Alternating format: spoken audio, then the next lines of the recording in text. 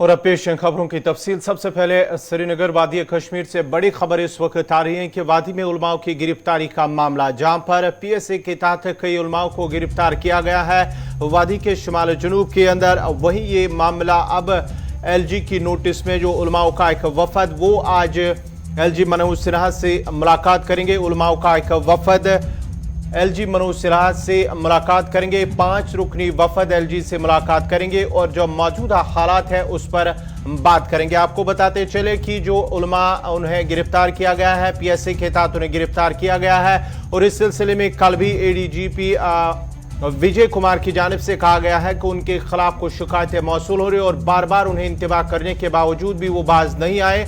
और उन्होंने अपने बयान में कहा कि नौजवानों को वो उकसा रहे थे, जिसकी बिना पर उन्हें गिरफ्तार किया गया, PSA के तहत उन्हें गिरफ्तार किया गया। उन्होंने ये भी कहा है कि मजीद गिरफ्तारियां मुतवक्का है और इस सिलसिले में आज उलमाओं का एक वफद LG मनोज सिन्हा के साथ राजभवन में वो उनके साथ मुलाकात करेंगे। 5 रुकनी वफद LG मनोज सिन्हा से मुलाकी होंगे। आज श्रीनगर के अंदर राजभवन के अंदर उनके साथ वो मुलाकी होंगे और मौजूदा हालात को लेकर और साथ ही साथ उलमाओं को जिस तरह से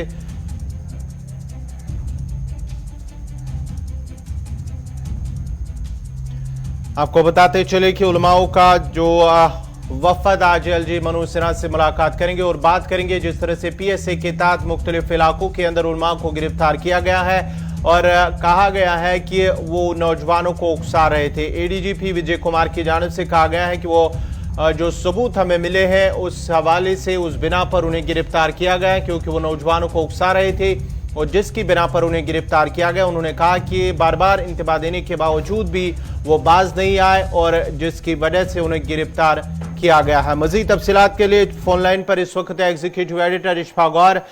इशफाक, उलमाओं की गिरफ्तारी और इस सिलसिले में ADGP का बाज़ाब्ता तौर पर उसकी वजाहत दी गई, लेकिन आज उलमाओं का वफद LG से मुलाकी हो रहे हैं, क्या कुछ तफसीलात हैं इस हवाले से? बिल्कुल, अभी थोड़ी देर पहले जो हमें बिल्कुल कंफर्म हुआ है, कुछ जो मजहबी तंजीमें हैं उनके सरबराहान के साथ हमारी थोड़ी देर पहले बात हुई थी, तो कहा गया था कि उन्होंने बाज़ाब्ता तौर पर लेफ्टिनेंट गवर्नर साहब से दरख्वास्त की थी मिलने की, जिसको कबूल किया गया। थोड़ी देर पहले वो वहां पर पहुंचे हैं और उनकी मुलाकात शुरू हो गई होगी, इस तरीके का अंदाजा मैं लगा पा रहा हूं, क्योंकि थोड़ी देर पहले जब बात हो रही थी उनका मानना था कि हम जा रहे हैं जी। इसमें 2-3 बड़े मुद्दे हैं जी। एक तो तकरीबन 5 से 7 मुख्तलिफ तंजीमें जो है, सुन्नी इतिहाद तंजीमें जो है वो लेफ्टिनेंट गवर्नर के पास जा रही हैं और जब वो जाएंगी तो 2-3 बड़े मुद्दे हैं। एक जो पिछले कई दिनों से मुख्तलिफ रियासत के मुख्तलिफ इलाकों से खबरें आ रही थी कि मौलवियों को थाने बुलाकर या तो उनके साथ बॉन्ड पर साइन करवाया जा रहा है या तरीके से लग रहा है। एक तो ये मामला है जिस पर गुफ्तगू होनी है, दूसरा इक़्तिसादी मामले पर भी गुफ्तगू होनी है, इस तरीके की भी बात हो रही है। और ये जो कंफ्यूजन चल रहा है पिछले कई महीनों से इंतजामिया और उलमा के बीच में, इसको किस तरीके से दूर किया जाए और बेहतर तरीके से आगे कैसे बढ़ा जाए, उस पर शायद आज गुफ्तगू होनी है। अब देखना देखना होगा कि जब वो बाहर आते हैं कि उनका बॉडी लैंग्वेज क्या कुछ कहता है, उनके अल्फाज क्या कुछ होंगे, कितने वो मुतमईन होंगे और क्या कुछ एश्योरेंस उन्हें लेफ्टिनेंट गवर्नर साहब से मिलेगी। क्योंकि अगर हम याद रखें, कल जब बारामूला में आईजीपी कश्मीर जी। मौजूद थे तो उन्होंने उनसे कुछ लोगों के साथ वो रास्ते में थे, उन्हें समझाया जा रहा था कि आप इंतहा पसंदी को हवा ना दे, आप नौजवानों को तशद्दुद भड़काने की कोशिश ना करें, लेकिन वो माने नहीं। और उसके बाद ही एक आखिरी मौका जो था वो ये था कि पीएसए लगाना पड़ा और उन्होंने कहा कि मजीद लोगों पर भी लग सकता है। तो उसी बयान के पस मंजर में अगर इस मुलाकात को आप देखेंगे तो ये मुलाकात इंतहाई अहम है। इशफाक, आखिर पर आपसे जानना चाहूंगा, क्या लेकिन जो वफद आज एलजी से मुलाकात हो रहे हैं या जिन्होंने मुलाकात की है, क्या ये वो वफद है जिनके खिलाफ शिकायत है, या कि जो ये मौजूदा हालात जिस तरह से उलमा की गिरफ्तारी उसके लिए एक वफद एलजी से मुलाकात हो रहे हैं? देखिए, अभी अगर आप देखेंगे इनमें जो हक्कानी मेमोरियल ट्रस्ट है उनका किसी भी आदमी को गिरफ्तार नहीं किया गया, लेकिन एक सूफी ऑर्गेनाइजेशन है, काफी अरसे से अजीजुल्लाह हक्कानी साहब के बेटे इसको चला रहे हैं और एक अच्छा खासा उनका बैकग्राउंड है। उसके साथ साथ जो कारवान इस्लामी है, जिनका एक जो एक श्रीनगर में और पूरे जम्मू कश्मीर के अंदर काम कर रही है, उनके सरबरा गुलाम रसूल हामी इस डेलीगेशन का हिस्सा है। प्रोफेसर शौकत किंग साहब हनफी अरबिया कॉलेज जो श्रीनगर के अंदर है, एक मशहूर हस्ती है, उनका एक बड़ा कंट्रीब्यूशन है टुवर्ड्स एजुकेशन और ये इसके हैं। गुलाम मोहिद्दीन नकीर साहब जो सूफी प्रचार के काफी माहिर हैं और 90s के बाद काफी ज्यादा सुर्खियों में रहे थे, क्योंकि मिलिटेंट उनके भी रडार पर थे और बड़ी मुश्किल से जान उस वक्त ये बचा पाए थे। तो इस तरीके से ये लोग हैं और भी कुछ और लोगों के नाम आ रहे हैं जो इसके हिस्सा हैं। तो बाय एंड लार्ज जो मुझे लग रहा है वो ये है कि शायद इन ऑर्गेनाइजेशन के किसी आदमी पर कोई एफआईआर नहीं है, लेकिन इन्होंने इस बात को एहसास किया है कि इसको जल्दी से अगर निपटाया नहीं गया तो हो सकता है हालात कहीं और की ओर करवट ना ले और मजीद कुछ बेचैनी है वो ना बढ़े। तो उसको देखते हुए अगर ये मुलाकात सही तरीके से होती है और ये अपने मौक़िफ़ बयान करने में कामयाब होते हैं तो शायद कुछ राहत इन्हें मजीद मिल सकती है। बहुत शुक्रिया इशफाक और आपका तफसीलात फराहम करने के लिए। आज जो उलमाओं का वफद एलजी से मुलाकात हो रहे हैं, जो मौजूदा हालात हैं, खासकर जो उलमाओं की गिरफ्तारी हुई है वादी के अंदर, उसको लेकर आज एक रुकनी जो एक वफद है वो एलजी से मुलाकात हो रहे हैं। बढ़ते आगे।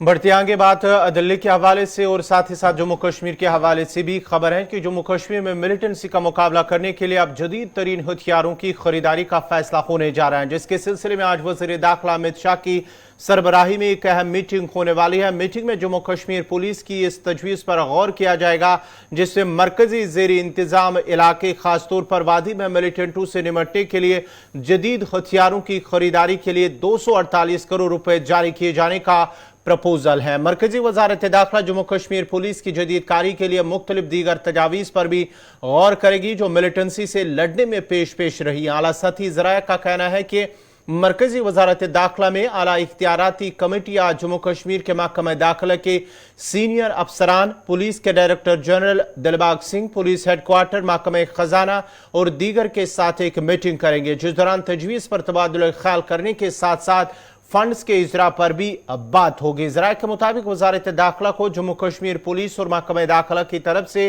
पुलिस एहलकारों के लिए जदीद तरीन हथियारों की खरीदारी के लिए 248 करोड़ रुपए जारी करने की तजवीज़ मौसूल हुई है ताकि मिलिटेंटों से मुकाबला किया जा सके जो बाकायदगी से तकनीक तब्दील कर रहे हैं।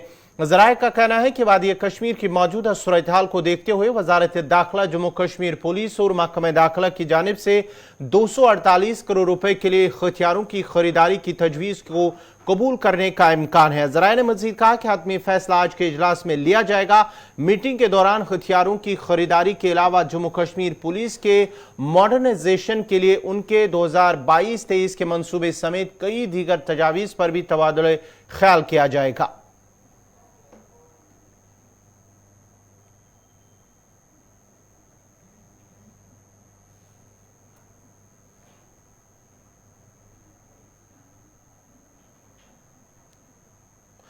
बढ़ते आगे बात जरा करेंगे नेशनल कॉन्फ्रेंस के लीडर जावेद राणा का एक बड़ा बयान सामने आया है। जहां नाजरीन, नेशनल कॉन्फ्रेंस के लीडर जावेद राणा का एक बड़ा बयान सामने आया है, जहां उन्होंने महाराजा हरी सिंह की छुट्टी पर सवाल उठाए हैं। जहां पर इंतजामिया की जानिब से महाराजा हरी सिंह की 23 सितंबर को आम तातीलात का ऐलान कर दिया गया, यानी कि छुट्टी का ऐलान कर दिया गया है इंतजामिया की जानिब से। वहीं पर उन्होंने इस पर सवाल उठाते हुए कहा कि महाराजा के इलाहा की शराइत को भी बहाल किया जाए। ये राणा की जानिब से कल एक उन्होंने लोगों के साथ बात की और वहां पर उन्होंने खिताब के दौरान इन बातों का इजहार किया। मरहूम शेख मोहम्मद अब्दुल्ला ने 2 कौमी नजरिया को रद्द किया था, ये राणा की जानिब से कहा गया है। उन्होंने कहा कि महाराजा हरी सिंह ने जब भारत के साथ इलाहा किया है, उन शराइत को भी बहाल किया जाए जो उन्होंने हिंदुस्तान के साथ तब किया था जब एक्सेशन हुआ था। तो उस हवाले से उन्होंने राणा ने इन बातों का इजहार किया। राणा ने मजीद क्या कुछ कहा, पहले देखते हैं। जो ज्यादतियां हो रही है, जो बेइंसाफी हो रही है, उसका भी एक मकाम है, उसकी भी एक हद है। आपने कल गवर्नर साहब, लेफ्टिनेंट गवर्नर साहब की मैं एक स्टेटमेंट सुन रहा था, उन्होंने कहा कि महाराजा साहब की बड़ी कंट्रीब्यूशन थी, हम उसके जन्मदिन पे छुट्टी कर रहे हैं। मुझे उस पर कोई टिप्पणी नहीं करनी है महाराजा साहब पे, उनकी कंट्रीब्यूशन पे, लेकिन मैं इतना जरूर कहूंगा, महाराजा कोई पॉलिटिकल आदमी नहीं थे, वो खुद मुख्तार राजा थे, वो लोगों के पॉलिटिकल चुने हुए लीडर नहीं थे।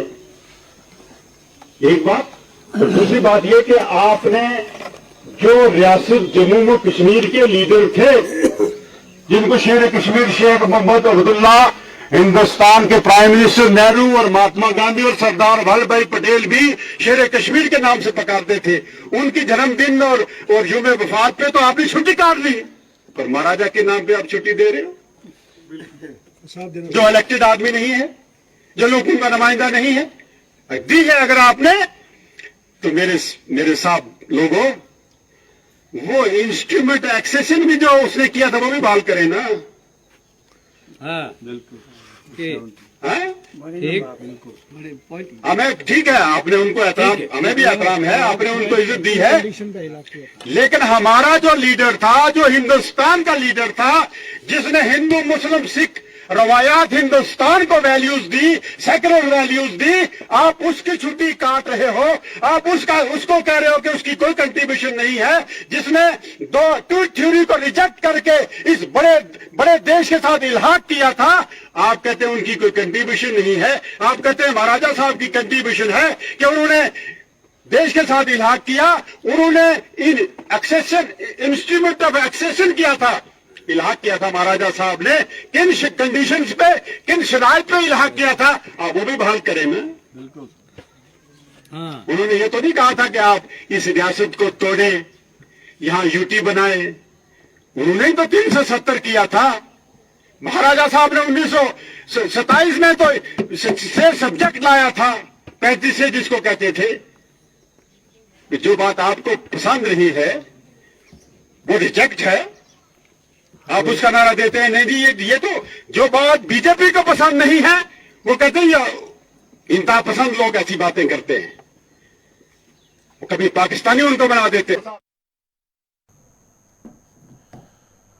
तो ये थे जावेद राणा। अब जरा सुप्रीम कोर्ट के हवाले से इस वक्त की बड़ी खबर आ रही है सुप्रीम कोर्ट के हवाले से, जहां उन्होंने फैसला समाअत करने से इनकार कर दिया। कश्मीरी पंडित कत्ल जो मामला है वो सुप्रीम कोर्ट पर पहुंचा था और सुप्रीम कोर्ट ने समाअत से इनकार किया, क्योंकि यह मामला सुप्रीम कोर्ट के अंदर ही पहुंचा था, जहां पर सुप्रीम कोर्ट ने अब इससे बाज़ाब्ता तौर पर समाअत से इनकार कर दिया है। एसआईटी कमेटी बनाने से भी सुप्रीम कोर्ट की जानिब से इनकार कर दिया गया है।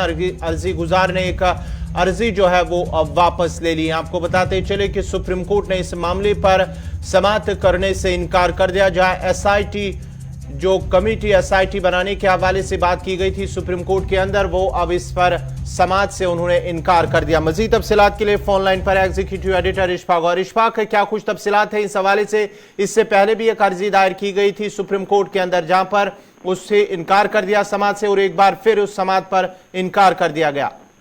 देखिए, बिल्कुल आज का जो समाती है दरअसल टीकालाल टेपलू जो एडवोकेट थे और बीजेपी के सीनियर फाउंडर मेंबर्स में थे, इनको 89-90s के अंदर मारा गया था और उसके बाद जो सूरत हाल है वो सबके सामने है। और इन्हीं के जो बड़े बेटे हैं एडवोकेट टीकालाल टेपलू के, मरहूम के, इनके बेटे सुप्रीम कोर्ट चले गए थे, आशुतोष टेपलू। उन्होंने एक अर्जी दी थी कि इस पूरे मामले की, टीकालाल टेपलू वाले मामले की SIT बननी चाहिए, बल्कि इस जैसे केसों की SIT बननी चाहिए। और साथ ही उन्होंने ये कहा था जनाब, जब उनके वालिद को मिलिटेंटों की तरफ से गोलियों का निशाना बनाया गया, उसके बाद कोई भी FIR की कॉपी अभी तक उन्हें नहीं दे दी गई है और कोई भी इन्वेस्टिगेशन नहीं हुआ है। सुप्रीम कोर्ट ने आज ये पूरी समाअत सुनी है और उस दौरान टीकालाल जो आशुतोष टेपलू है, उनके वकील ने इस बात की भी दलील रखी कि 1984 में जब सिख राइट्स हुए थे तो उस वक्त भी सुप्रीम कोर्ट के ऑर्डर के तहत एक SIT बनाई गई थी और इन डेप्थ इंक्वायरी हुई थी और बड़े लोगों को सजाएं हुई थी और आज भी कुछ लोग जेलों में हैं। तो उसी तर्ज पर जो है ये इंक्वायरी जो है वो होनी चाहिए। लेकिन सुप्रीम कोर्ट ने इस पूरे मामले की समाअत को रद्द कर दिया और कहा कि वो बिल्कुल भी इस पर समाअत नहीं करेंगे, क्योंकि चंद हफ्ते पहले इसी तरीके की एक और PIL जो थी वो सुप्रीम कोर्ट के सामने थी, जिसमें उन्होंने अर्जी गुजार को यह कहा था कि वो अदालत के बजाय जो है मरकजी हुकूमत उनके पास जाए और वहां पर दरख्वास्त देकर इस मामले की समाअत करवाएं। और यहां पर भी वही लाइन सुप्रीम कोर्ट ने अडॉप्ट किया। उन्होंने कहा कि जन्ना हमने पहले वाले केस में और ना ही टीकालाल टेपलू वाले केस में हम कोई SIT बनाने का हुक्म देंगे, बल्कि आप ये जो मरकजी हुकूमत है, वजारत दाखिला है, उनके पास जाइए, वहां पर अर्जी दीजिए। अगर आपको वहां इंसाफ नहीं मिलता है, दोबारा आप सुप्रीम कोर्ट आइए, तब जाकर हम सुनेंगे। तो इस तरीके से उसके बाद जब ये पूरी डिटेल हुई तो टीकालाल टेपलू के जो बेटे हैं आशुतोष टेपलू, उन्होंने अपनी अर्जी वापस दे दी है और अब माना जा रहा है कि बाज़ाब्ता तौर पर उनकी एप्लीकेशन जो है वो यूनियन होम मिनिस्ट्री में जाएगी। बहुत बहुत शुक्रिया तफसीलात फराहम करने के लिए। नाजरीन, आपको बताते चले कि टीकालाल टेपलू के बेटे आशुतोष टेपलू की जानिब से सुप्रीम कोर्ट के अंदर एक अर्जी दायर की गई थी, जहां पर इस हवाले से तहकीकात करने का मुतालबा किया गया था। उस अर्जी में उनके बेटे और अब सुप्रीम कोर्ट की जानिब से उस पर समाअत करने से इनकार कर दिया गया है और अब उसे बाज़ाब्ता तौर पर कहा गया है कि आप सरकार के पास जाए, वजारत दाखिला के पास जाए, उसके बाद ही जब आपको इंसाफ ना मिले तो आप सुप्रीम कोर्ट का दरवाज़ा खटखटाएंगे। तो बढ़ते आगे, बात जरा करेंगे एक हादसे के हवाले से। जहां नाजरीन, जिला कुटवा में जम्मू पठानकोट हाईवे पर एक ट्रक में आग लगने से एक शख्स की मौत हुई है। पुलिस का कहना है कि ये गुज़श्ता रात कोई वाक़या पेश आया है, ताहम उस शख्स की शनाख्त होनी अभी बाकी है। ये कंडक्टर बताया जाता है कि ट्रक का कंडक्टर हो सकता है, जहां अचानक सफर करते दौरान जो जम्मू की तरफ सफर कर रहे थे और ट्रक में अचानक आग भड़क उठी है और ड्राइवर ने अगरचे चलती गाड़ी से छलांग लगाकर अपने आप को बचा लिया, लेकिन उसका जो कंडक्टर गाड़ी में सवार था वो बाहर आने में नाकाम रहा और इसके साथ ही वो मौके पर ही जो है वो पूरी तरह से झुलस गए और जिसके बाद ही अगरचे पुलिस ने उसे अस्पताल ले जाने की कोशिश की इलाज मुआवजे के लिए, लेकिन डॉक्टरों ने वहां उन्हें मुर्दा करार दिया है। लद्दाख में chief of army staff general Manoj Pande के खुसूसी पैगाम के साथ ही करगिल इंटरनेशनल मैराथन का इफ्तिताह किया गया और आज 42 किलोमीटर के फुल मैराथन को झंडी दिखाकर इफ्तिताह किया गया है। करगिल लद्दाख पुलिस के ताउन से मुनक्कदा कारगिल बैनुल अक़वामी मैराथन में 2000 से ज्यादा लोगों ने हिस्सा लिया है। CECLAHDC करगिल फिरोज अहमद खान ने कहा है कि LAHDC करगिल और UT इंतजामिया करगिल को एडवेंचर टूरिज्म और तफरी सयाहत के लिए एक हतमी मंजिल के तौर पर तैयार करने पर मरकूज है।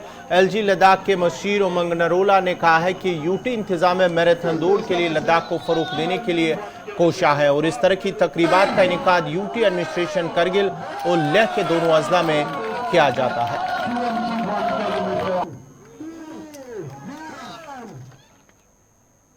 देखिए, मैराथन तो एक स्पोर्ट है जो UT एडमिनिस्ट्रेशन ने आइडेंटिफाई किया, क्योंकि ये जो पूरा लद्दाख का एरिया है ये मैराथन के लिए बहुत कंड्यूसिव है।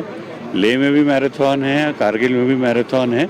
हम इसको सपोर्ट करेंगे, इसको और सी पब्लिसिटी देंगे ताकि ये बड़ा इवेंट बने और लोग आके पार्टिसिपेट करें। इंटरनेशनल लेवल पे ये होने चाहिए मैराथन अभी जैसे हैं और उसमें इसको स्ट्रेंथन करेंगे। सर, रन फॉर एब्रिकॉट के नाम से इस बार ये मैराथन किया जा रहा है, तो UT एडमिनिस्ट्रेशन का एब्रिकॉट को इंटरनेशनल मार्केट में ब्रांडिंग के लिए किस तरह की बड़े लेवल की कोशिश हो? नहीं, पिछली बार हमने दुबई एक्सपो में एप्रिकॉट भेजा, तो हम जो ब्रांड लद्दाख का ब्रांड यहाँ पे प्रमोट कर रहे हैं, उसको हम नेशनल इंटरनेशनल लेवल पे पूरी तरह से प्रमोट करेंगे। एप्रिकॉट उसका एक बहुत भारी मेजर कंपोनेंट है, क्योंकि पूरे आई थिंक देश में सिर्फ यहीं पे एप्रिकॉट होता है। अभी हमने एक प्रोसेसिंग यूनिट सेटअप किया है नीमो में, बड़ा सोफिस्टिकेटेड प्रोसेसिंग यूनिट है, और यहाँ पे भी आगे जाके ज़रूर होगा, उसका प्रोजेक्ट बना के यहाँ भी किया जाएगा। देखिए, लास्ट ईयर जब यहाँ पे आपका मैराथन हुआ था, last year due to COVID एक सिंबॉलिक हुआ था, और उसी वक्त हमने कहा था कि नेक्स्ट ईयर का जो मैराथन होगा इसको हम बड़े पैमाने पे ले जाएंगे। तो हमने इसको जो है एक ओवरऑल एक इवेंट बनाया, आपका LHDC, district administration, UT administration, सारा मिल के हमने एक करगिल का एक इवेंट बनाया है। इसमें कोई बाकी जितने भी ऑर्गेनाइजेशंस के आप नाम देख रहे हैं, दे आर स्पॉन्सर्स, वो सारे स्पॉन्सर का सपोर्ट कर रहे हैं। तो हमारा ये मानना है कि जो दो मुद्दे हैं, एक तो है कि आपका हमारा मेन मुद्दा जो है वो है करगिल को। रियासत उत्तर प्रदेश के देवरिया जिले के सदर कोतवाली इलाके में आज अलसुबह एक 2 मंजिला पुराना मकान अचानक गिर गया, जिससे एक ही खानदान के 3 अफराद की दबकर मौत हो गई है। इस वाक़े पर इजहार अफसोस करते हुए वज़ीर आला योगी आदित्यनाथ ने जिला इंतजामिया को राहत और बचाव काम शुरू करने की हिदायत दी है। पुलिस के मुताबिक देवरिया शहर में अलसुबह जब मकान गिरा तो सभी सो रहे थे। इस हादसे में एक बच्ची और उसकी मां और वालिद की मौत हो गई है। पुलिस के मुताबिक मकान बहुत पुराना और खस्ताहाल था। वज़ीर आला के दफ्तर से इतला के मुताबिक वज़ीर आला योगी आदित्यनाथ ने मरने वालों के सोगवार खानदान से ताज़ियत का इजहार किया। उन्होंने देवरिया के जिला मजिस्ट्रेट और सीनियर पुलिस अफसरान को फौरी तौर पर मौके पर पहुंचने की हिदायत दी। साथ ही इमदादी फंड से मरने वालों के लवाकिन को 4-4 लाख रुपए की इमदादी रकम देने की भी हिदायत दी है। आज ये सवेरे 3 से 4 के बीच में अंसारी रोड जो हमारा कोतवाली के पीछे देवरिया शहर में है, इसमें एक बारिश के कारण मकान के गिर जाने के फलस्वरूप अनफॉर्चुनेटली दुर्भाग्यवश एक परिवार के 3 लोगों की मृत्यु हो गई है, और उनकी माताजी को थोड़ी सी चोट लगी है, वो ठीक है प्रभावती जी। तो दिलीप गौड़, चांदनी गौड़ और पायल गौड़, 3 लोगों की मृत्यु इसमें हुई है, जो कि बहुत ही खेदजनक है। माननीय मुख्यमंत्री जी ने भाई इस पर शोक व्यक्त किया है, और जो मृतक के परिवार के साथ हम लोग खड़े हुए हैं, जीवन की तो प्रतिपूर्ति नहीं कर सकते हैं, परंतु आर्थिक सहायता के रूप में मृतक के परिजनों को करीब 12 लाख रुपए की सहायता आज ही उनके खाते में भिजवाई जाएगी। आवास की व्यवस्था आपके द्वारा की जा रही है? हाँ, ये इसमें एक संयोग है कि जो प्रभावती देवी जी हैं, उनको मकान काशीराम योजना में साकेत नगर में आवंटित था, परंतु वो यहीं पर थी और उनके जो बेटा, एक ही बेटा है, उसके साथ यहीं पे थी। अगर वो वहाँ रही होती तो ये दुर्घटना नहीं होती। इसके अलावा 2 और परिवार इसमें मकान में रह रहे थे, जो कि पुराने किराएदार हैं, और एक सिविल कोर्ट में केस भी चल रहा है किराएदारों और मकान मालिक के बीच में। उन 2 परिवारों के लिए भी व्यवस्था हम लोग कर रहे हैं। नाज़रीन, इसी के साथ ही उर्दू खबरनामा इख्तिताम पज़ीर हुआ चाहता है। अपने मेज़बान गौहर कुचे को इजाज़त दीजिए। अल्लाह हाफ़िज़।